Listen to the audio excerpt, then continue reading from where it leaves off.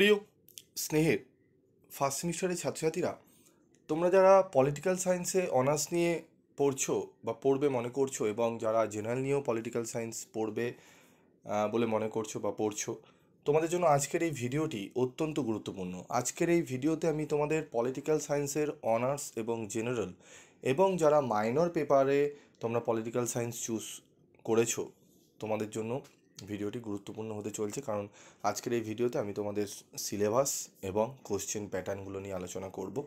তো প্রথমেই তোমাদের বলি যে তোমাদের যারা অনার্স নিয়েছো এবং যারা জেনারেল নিয়ে পলিটিক্যাল সায়েন্সে পড়ছো, ঠিক আছে, বা অন্যান্য পেপারে তোমরা অনার্স নিয়েছো কিন্তু মাইনর পেপার হিসাবে, জেনারেল পেপার হিসাবে তোমার পলিটিক্যাল সায়েন্স রয়েছে, প্রত্যেকেরই কিন্তু সিলেবাস সেম, কোশ্চেন প্যাটার্নও সেম, শুধু কোশ্চেন পেপার, কোশ্চেনগুলো আলাদা থাকবে।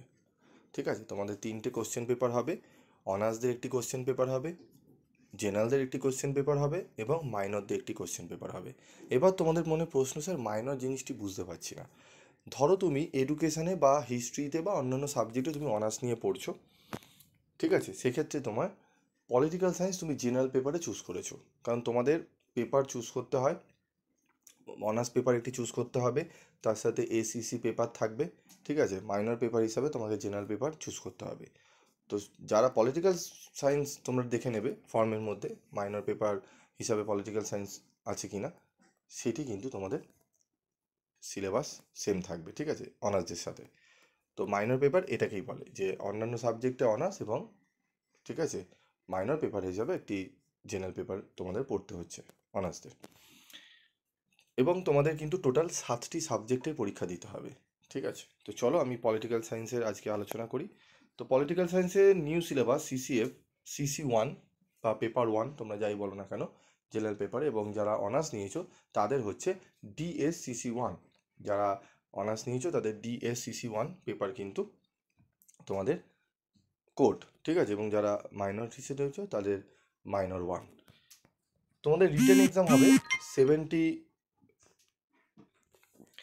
75 মার্কসের রিটেন এক্সাম হবে, এবং 25 মার্কসের প্রজেক্ট আর টিউটোরিয়াল হবে।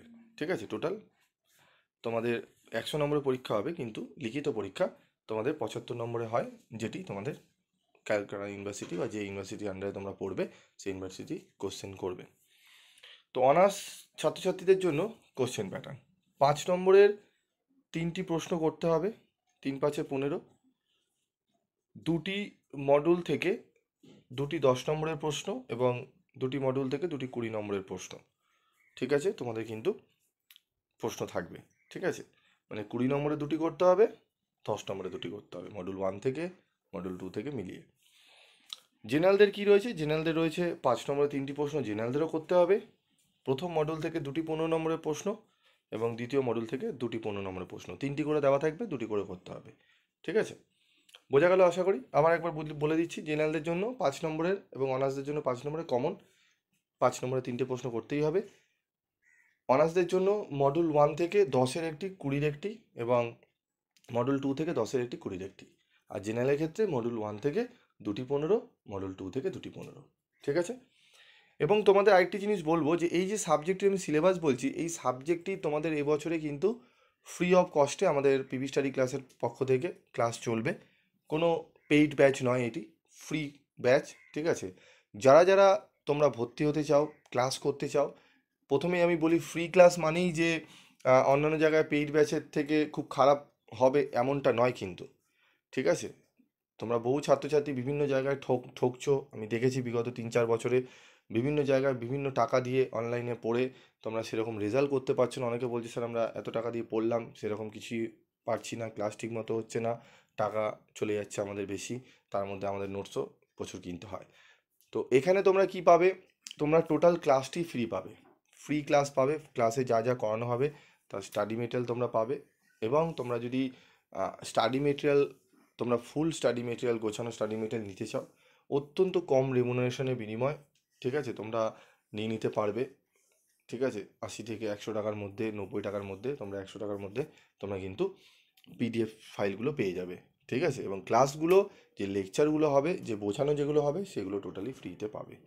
তো যদি তোমরা করতে চাও, তোমাদের 7278981430 এই নাম্বারে যোগাযোগ করে তোমরা কিন্তু অ্যাডমিশন নিয়ে নেবে, ঠিক আছে। এবং চ্যানেলের যে চ্যানেলটি রয়েছে আমাদের যে পিবি স্টাডি ক্লাসে, তার স্ক্রিনশট তুলবে, সাবস্ক্রাইব করে স্ক্রিনশট তুলে তোমরা যারা প্রথমে পাঠাবে তাদের কিন্তু অ্যাডমিশানে আমাদের গ্রুপে জয়েন করে নেওয়া হবে। লিমিটেড রয়েছে, ঠিক আছে, 1000 জনের বেশি নিতে পারবো না, তাই 1000 জনকে বলবো তোমরা যারা করতে চাও তোমরা জয়েন্ট হয়ে যেও। তারপর দেখো আমাদের, ঠিক আছে, এরপর দেখো আমাদের সিলেবাস। মডিউল 1 থেকে কি সিলেবাস রয়েছে দেখে নেবো। প্রথম অধ্যায় রাজনৈতিক ধারণা থাকবে, ক্ষমতা ও কর্তৃত্ব পড়তে হবে। রাষ্ট্র, জাতি, সার্বভৌমত্ব দ্বিতীয় অধ্যায়। তৃতীয় অধ্যায় থাকছে আইন, স্বাধীনতা, সাম্য, পরস্পরের মধ্যে আন্তঃসম্পর্ক।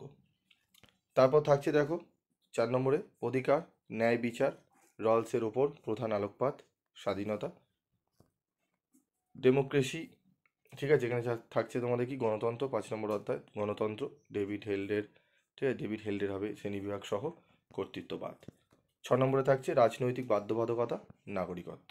তো টোটাল 6টা চ্যাপ্টার মিলিয়ে তোমাদের কিন্তু পরীক্ষার প্রশ্নপত্র সেট হবে, ঠিক আছে। আশা করি তোমরা বুঝতে পারলে। তোমাদের এই পেপারের সাথে আরেকটি SEC পেপারও পড়তে হয়, অনার্স এবং জেনারেল দুজনেরই। তো আমি সেই পেপারের আলাদা করে সিলেবাস বলে দেবো এবং সাজেশান খুব শীঘ্রই আমি তোমাদের দিয়ে দেবো। তাই তোমাদের বলবো যদি ক্লাস করতে চাও, ফ্রি অফ কস্টে ক্লাস করতে চাও, তোমাদের বলবো তোমরা জয়েন করো পিবি স্টাডি ক্লাসে।